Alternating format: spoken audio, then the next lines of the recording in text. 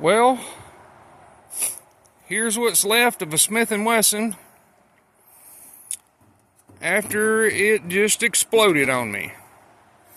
I had a Wolf conversion barrel in it, 357 SIG. There's what's left of the barrel. Split it completely in half. And before anybody says anything, no, nothing was in the barrel. Fired one of those rounds right there. I can't remember exactly what that is. But yeah. There's what's left of the... That's what I was holding in my hand after it happened right there. Blew the trigger off. My finger's still red. My hand's hurting like hell. But yeah, there you go.